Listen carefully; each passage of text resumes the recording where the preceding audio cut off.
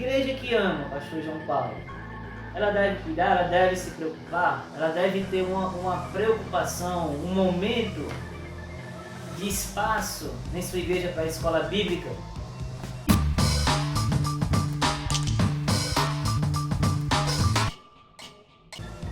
Igreja que ama, Educa é uma afirmação. certo? Com isso, ela deve sim priorizar a escola bíblica em sua igreja. Pronto, igreja que ama tem que ensinar e priorizar a escola bíblica na sua igreja, né? Na igreja, obviamente. Essa é uma pergunta que na verdade nem é pergunta, é um comentário, né? Isso. É um comentário. Igreja que ama deve incentivar o ensino e valorizar a escola bíblica. Perfeito, isso é o mínimo que a igreja pode fazer. O que, pastor? Amar. A igreja tem que amar. Uma igreja que não ama não é igreja, para começo de conversa. E se ama, ou seja, e se é igreja, precisa ensinar, precisa educar. Tem um livro que eu acho muito interessante para quem deseja aprender um pouco mais sobre educação, pedagogia, principalmente educação de filhos. Eu indico aqui, tá? Que foi um dos livros que mais me impactaram quando eu comecei a estudar sobre educação, em especial a educação de filhos e filhas, que é Quem Ama, Educa. Não é um livro cristão, o autor é o Isamitiba, já faleceu. Eu tenho vários livros de Isamitiba, ele é um psicólogo que sabe muito sobre educação. E o título do livro é Quem Ama, Educa. Muito interessante. Quem ama, educa. Então a igreja, se ela ama, ela tem que educar. A igreja, se ela valoriza a vida, ela precisa instruir. O próprio Jesus fala, vocês erram, vocês padecem, vocês não acertam o caminho, não acertam o alvo, porque vocês não conhecem a verdade, porque lhes faltam o conhecimento, porque além do poder de Deus, vocês não conseguem compreender o necessário, não conseguem ter entendimento, conhecimento. Então, uma igreja que ama tem que educar. Uma igreja que ama precisa valorizar a escola bíblica. É uma premissa. Igreja tem que amar. E quem ama, educa. Quem ama, cuida. Quem ama se preocupa com o crescimento espiritual, o crescimento no conhecimento de todas as pessoas. Uma igreja que ama é preciso educar. É preciso ensinar. Não tem nem dúvida que uma das premissas é essa, valorizar a escola bíblica. Então, Respondi? respondeu, ficou claro, pergunta o vídeo, se ele conseguiu compreender a pergunta e se a resposta está de acordo com o comentário, com a pergunta. Agora essa tirada de um site, pesquisa tirada dentro de um site, a pergunta do site comunhão.com.br. E essa notícia despertou atenção. Veja essa notícia, pastor João Paulo. Há no mundo 60 milhões de alunos matriculados em mais de 500 mil igrejas evangélicas protestantes, segundo a CPAD, né, que é a Casa Publicadora Assembleia de Deus. Certo. O que torna a EBD a maior escola no mundo.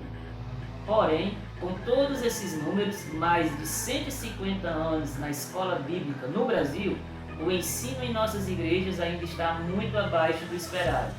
Faça um comentário que você tem como idealizador da escola bíblica memorável.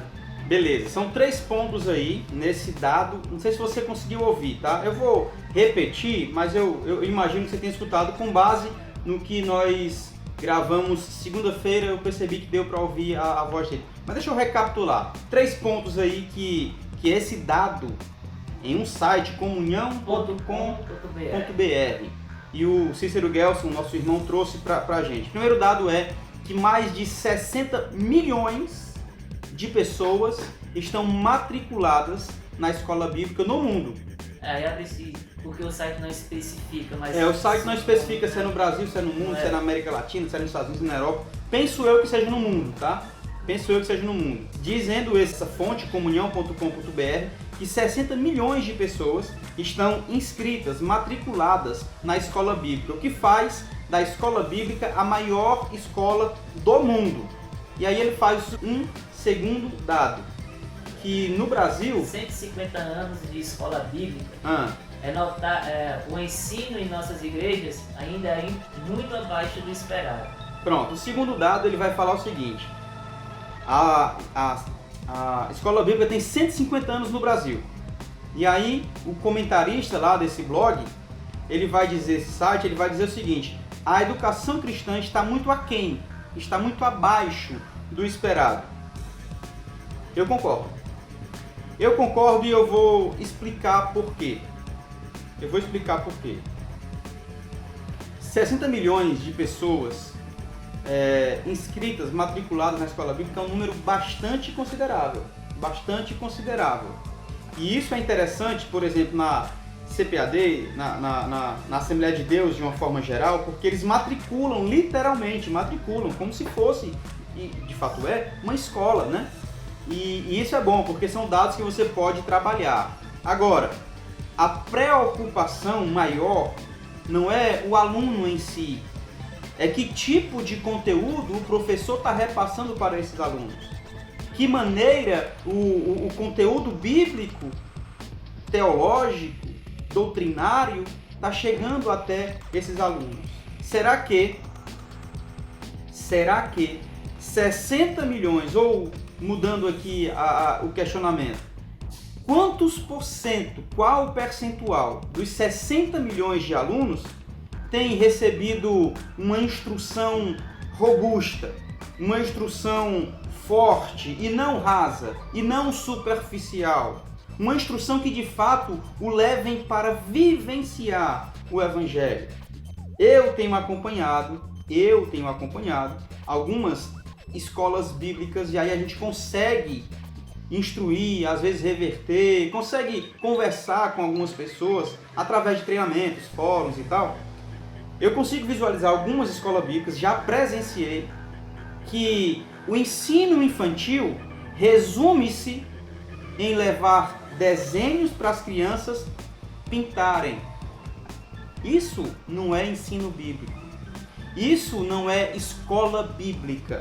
Isso é passatempo bíblico. Isso é passatempo infantil. Portanto, são 150 anos de escola bíblica, mais de 60 milhões matriculados no mundo, 500 mil igrejas, se eu não me engano, 500 mil igrejas. Porém, o conteúdo que eu percebo nas igrejas por onde passo, por onde eu vou ministrar, treinamentos, eu percebo que na sua grande maioria não tem uma qualidade, um conteúdo ideal, infelizmente. Quando eu falo conteúdo ideal, gente, eu não estou aqui me detendo, eu não estou aqui olhando simplesmente para a teologia, que é importante. Só que não basta a teologia, porque a teologia sem a prática de nada vale. Eu estou falando de uma forma geral, pessoas que não têm conhecimento da Bíblia. E o pior, pessoas que não têm conhecimento da pedagogia. Porque assim, existe o treinamento, conhecimento, ensino bíblico. Existe a pedagogia. Eu preciso fazer esse casamento para levar para a escola bíblica. Vou repetir, tá?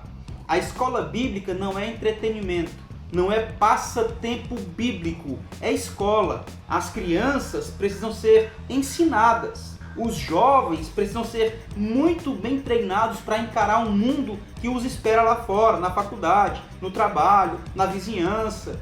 Escola bíblica é algo muito maior. Quando eu tenho isso em mente, quando eu mudo a minha mentalidade de escola bíblica, aí eu começo a valorizar a escola bíblica como algo muito maior do que o que é. Então, vou repetir. É um número considerável sim, 60 milhões de pessoas matriculadas na escola bíblica no mundo inteiro. Um número considerável. Porém, nestes 150 anos de escola bíblica, infelizmente, o ensino bíblico ainda é muito raso.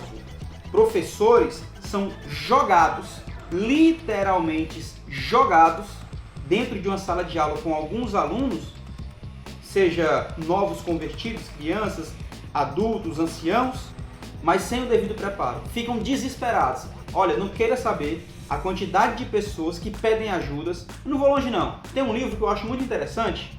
O nome do livro é Socorro, Sou Professor de Escola Bíblica. Vende pra caramba. Sabe por quê? Porque esse é o sentimento do professor. Ele não é preparado para ser professor. E aí ele é jogado em sala de aula. dado a mentalidade atrofiada das igrejas, da maioria das igrejas na atualidade. Ou seja, a escola bíblica memorável é só mais um departamento, é só mais um passatempo. Qualquer pessoa pode estar à frente de uma sala de escola bíblica. E é por isso que muitos cristãos estão raquíticos, morrendo e fugindo das igrejas, porque não recebem o devido preparo. O Wagner fala o seguinte: esses dados de cadastro não são efetivados em sua realidade prática de frequência. O estar abaixo do esperado se deve a um melhor preparo dos pastores e professores. Verdade.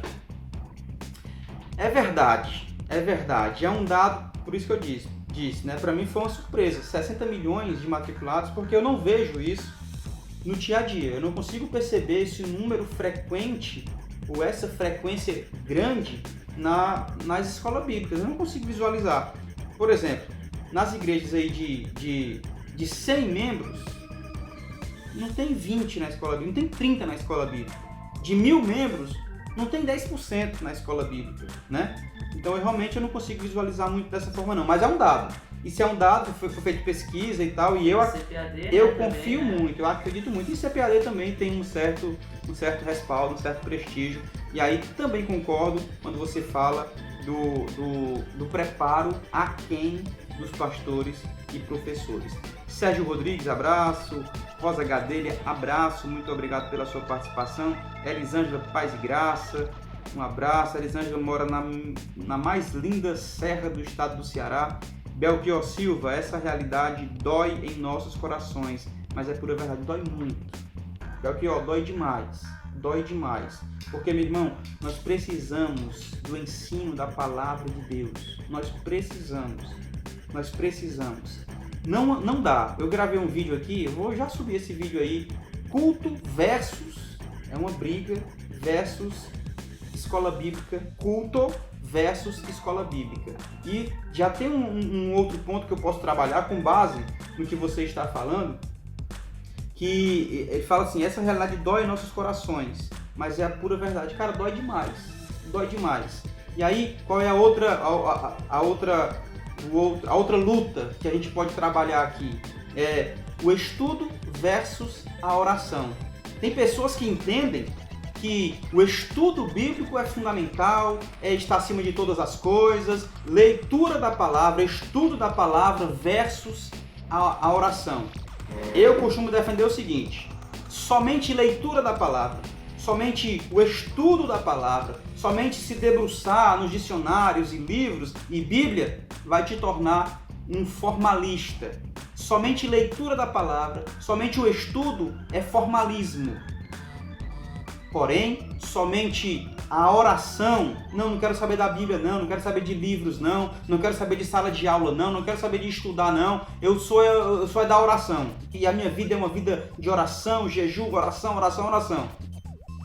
Somente oração é fanatismo. Eu preciso, como cristão, equilibrar essa história. Eu preciso do estudo, sim. Eu preciso da palavra de Deus, sim. Eu preciso me aprimorar na leitura da palavra de Deus para alimentar a minha vida e meu coração. Mas eu preciso equilibrar isso com a oração. Somente a palavra é formalismo. Somente a oração é fanatismo. O equilíbrio dessas coisas, aí é cristianismo. Aí é ser discípulo de Jesus de Nazaré. Aí é ter o coração pegando fogo pela causa do Mestre, certo? Então, cabe demais aí. Leitura da palavra versus oração. Não dá para viver só com um ou só com o outro. Tem que ser os dois. É necessário se alimentar da leitura da palavra e se alimentar da oração. Show. O Belchior continua falando, aí a Deide fala: é isso mesmo, hoje as tias do Ministério Infantil não querem se qualificar, buscar coisas novas para ensinar as crianças, acham que é só o cargo para ocupar na igreja. Pois é, as tias, os tios, mas principalmente a liderança. A liderança, cara, não tá, Deide, a liderança não está preocupada em quem a qualificação, a característica vai cuidar das crianças. A liderança está preocupada em linhas gerais, tá? estou dizendo em linhas gerais, tem homens e mulheres sérios no ministério, homens e mulheres sérios na liderança, homens e mulheres sérios à frente de igrejas, mas em linhas gerais, o que eles querem é ocupar um espaço. Não, essa sala aqui não pode ficar sem ninguém não, tem que ter alguém para ser responsável. E aí o responsável, na maioria das vezes, é entregar, bater xerox de papel, desenho para as crianças pintarem. Não tem uma história infantil, não tem uma leitura da palavra, não tem uma oração entre as crianças. Não tem. Não tem uma dinâmica, não tem um filme, não tem um louvor, não tem. E aí, infelizmente, quando essas tias são jogadas dessa forma, sem o devido preparo, orientação e instrução, ela acha que é só mais um. A pergunta é mesmo? A igreja perdeu o foco na escola bíblica e por isso não está dando o devido valor à educação cristã, ao ensino da palavra. Se a igreja perdeu o foco na escola bíblica e por isso não dá o devido valor, né? Na educação cristã. Certo. Está deixando. Eu vou dar alguns exemplos aqui do que eu tenho vivenciado, tá? Certa vez, um pastor chegou para mim e falou: me diga uma coisa, pastor. Na sua igreja tem culto de doutrina? Eu falei, tem. Tem culto de ensino, tem culto de doutrina e tal. A gente costuma trazer lições, ensinamentos, em todos os cultos, na verdade, né? Em linhas gerais, todos os nossos cultos são de doutrina, na verdade de ensino. Todos os nossos cultos são de oração e todos os nossos cultos são evangelísticos. Eu não consigo muito visualizar uma história diferente. Por exemplo, na minha igreja, a gente não costuma colocar na placa lá o culto de ensino, culto de oração. Pelo menos eu não concordo muito com essas ideias, tá? Para mim, culto é culto. É tipo assim, culto terça-feira 19 horas, culto quinta-feira 19 horas, culto domingo 18 horas. Porque quando eu começo a separar isso, culto de ensino na sexta, culto da vitória na quarta, culto do não sei o quê. Quando eu começo a separar isso, quem gosta de vitória, vem pro culto. Quem não gosta, não vem. Quem gosta do ensino, vem pro culto. Quem não gosta, não vem. Então assim, é como se eu estivesse marcando hora para Deus ensinar. É como se eu estivesse marcando hora para Deus ouvir a minha voz em oração. É como se eu estivesse marcando hora para Deus libertar, para Deus curar. Não tem essa. Para mim, culto é culto. Aí eu respondi para esse pastor desse mesmo jeito. Cara, nós temos culto de doutrina, de oração, de família, evangelismo. Mas para mim, todos os cultos funcionam dessa forma. Aí, não, tá errado. Tá errado porque culto de doutrina não enche, desce o chicote, doutrina pessoal, não sei o que, ensina isso, ensina aquilo, pá. Aí eu falei, é mesmo, pastor? É onde o pessoal aprende, pastor. É mesmo, pastor?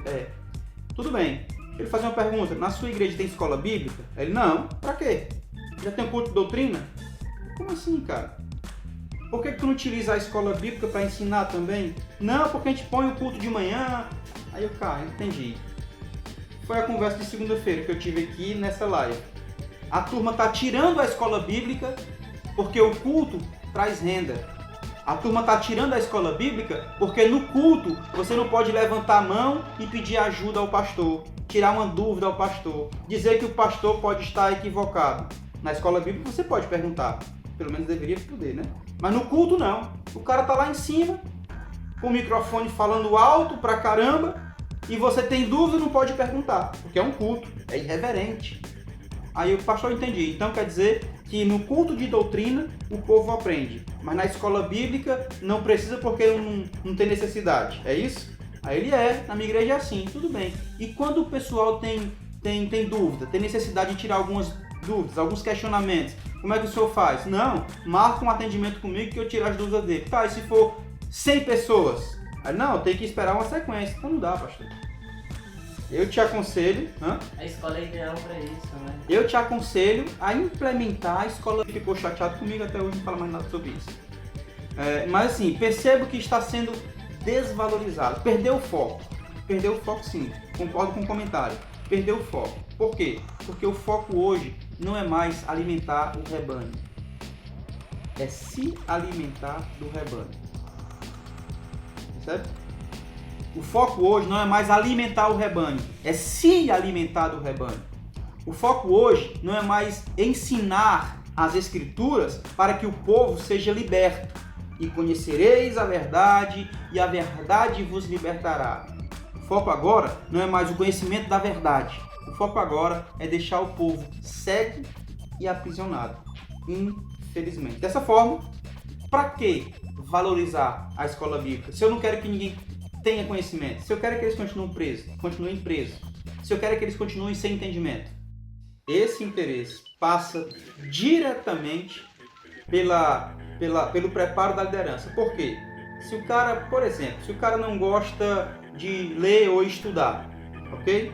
Aí chega numa sala de aula, a aula é monótona, a aula é chata, a aula só deixa o cara falar, e os membros, os alunos, as ovelhas, não têm oportunidade. A aula é todo mundo sentado, um atrás do outro, o professor lá na frente. Ora, se eu não estudava nem quando era do ensino médio, fundamental, sei lá, vou estudar agora depois de velho, é um comentário que eu sempre escuto. Então, sim, muitos não querem, muitos não têm interesse, mas em sua grande maioria, quando uma aula é interessante, produtiva, dinâmica, as pessoas gostam, as pessoas voltam, as pessoas aprendem, as pessoas participam, tá? E outra.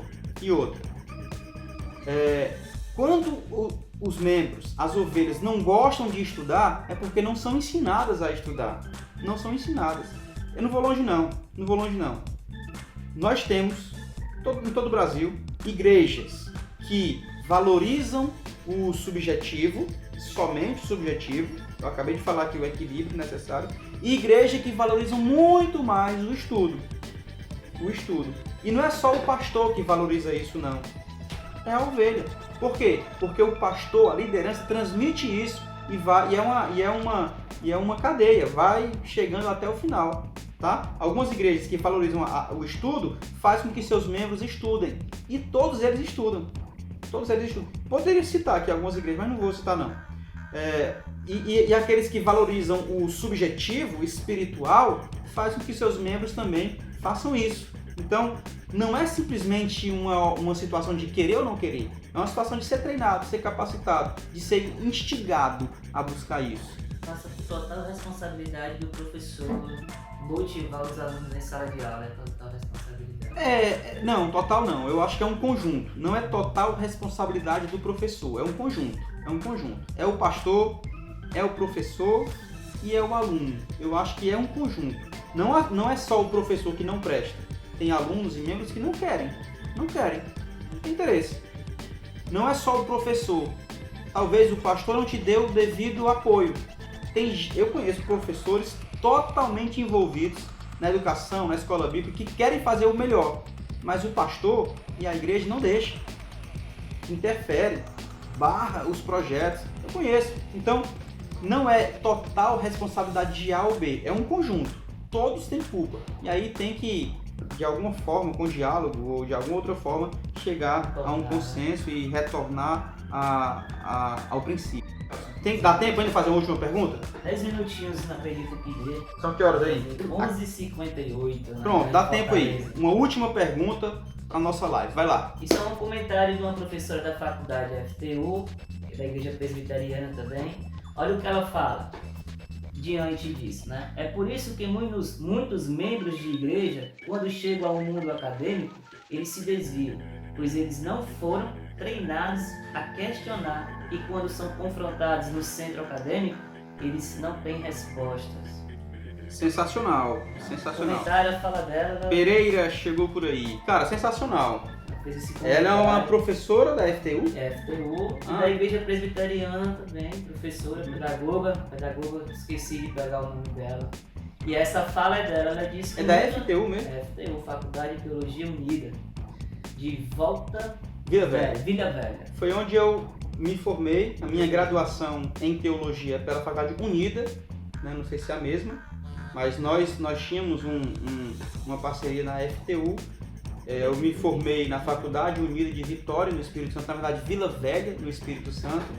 Era da Igreja Presbiteriana. Então deve ser essa mesmo aí. Delis, o nome dela, se não me recordo, fala dela. Pronto, aí ela diz o seguinte: muitos membros, quando chegam no mundo acadêmico, acabam se desviando quando são confrontados dentro do centro acadêmico, por não terem respostas, não saberem lidar. Cara, essa professora da Faculdade Unida, que é onde eu me formei, lá em Vila Velha, no Espírito Santo, ela fala o seguinte: muitos jovens não recebem o devido preparo em suas igrejas com a educação cristã ideal e quando chegam no mundo acadêmico se desviam. Quando chegam no mundo acadêmico, naufragam na fé. Eu costumo dizer o seguinte: a escola bíblica precisa preparar o aluno para a vida, não precisa preparar o aluno para a igreja. Se liga nisso. Muitas escolas bíblicas estão preparando os alunos para a igreja, para fazer parte do coral, para fazer parte da peça teatral, para futuramente fazer parte do louvor, algumas pregações. Não é o objetivo da escola bíblica. A escola bíblica tem o intuito de transformar vidas e capacitar os alunos para viver uma vida lá fora. Uma vida de dignidade, de integridade, uma vida santa, uma vida reta, uma vida onde você consegue dialogar, uma vida onde você consegue expor as suas opiniões, expor as suas crenças sem ofender o outro. Onde consegue dialogar, debater, conversar. Infelizmente, muitos de nós cristãos, quando alguém questiona a nossa fé, o que a gente faz? Ou se fecha em si mesmo, ou vai com agressividade, com palavras. Tu vai pro inferno, tu não sei o quê, papapá, porque não tem argumento suficiente. Porque não tem entendimento de como conversar. Certo? E aí eu concordo com essa professora que nossas igrejas, nossas escolas bíblicas precisam preparar homens e mulheres para a vida. Para quando chegarem na faculdade, não se contaminarem com os argumentos filosóficos, com os argumentos agnósticos, com os argumentos ateus, fazendo com que naufraguem na fé. Tá? Precisamos de base, precisamos de apoio, precisamos de conhecimento apologético, de defesa da fé. Não para atingir o outro, não para bater no outro, não para espancar o outro com seus conhecimentos. Não, mas para que você tenha convicção do que você faz, de onde você anda, por que você faz. Temos que ter esse conhecimento, essa noção e base. Se a tua escola bíblica não prepara o teu aluno para a vida, você está perdendo tempo em sala de aula, ok? Então, reformula o teu currículo para que você possa preparar homens, mulheres, crianças, jovens e adultos para viver a vida fora da igreja. Fora da igreja. Não é como religioso, não. Não é aquele que quer julgar os outros, não. Mas que vive uma vida dentro dos parâmetros bíblicos, independente das circunstâncias, independente dos argumentos e independente das situações. Bem?